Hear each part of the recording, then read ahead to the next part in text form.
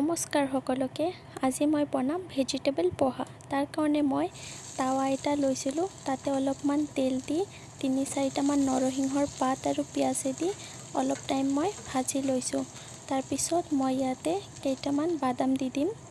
বাদাম দিলে পোহা খাই ভাল লাগে, সেইকাৰণে মই ইয়াতে কেইটামান বাদাম দি বাদামটো অলপ টাইম মই ভাজি লৈছোঁ এনেদৰে।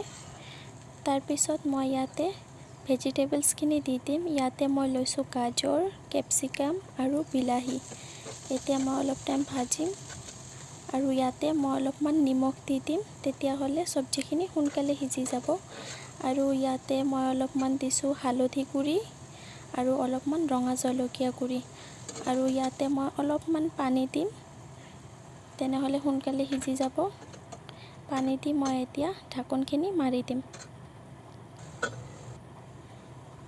এতিয়া চাওক, আমাৰ চব্জিখিনি সিজি গৈছে।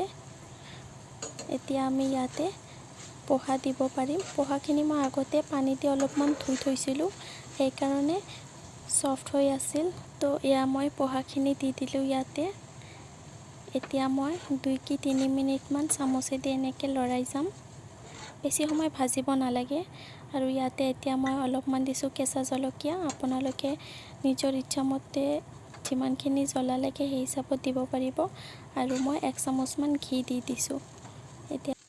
এতিয়া আমাৰ পোহা ৰেডি হৈ গৈছে। এয়া চাওক, আমাৰ পোহা ৰেডি হৈ গৈছে। খাবলৈ বহুতেই টেষ্টি হৈছিল।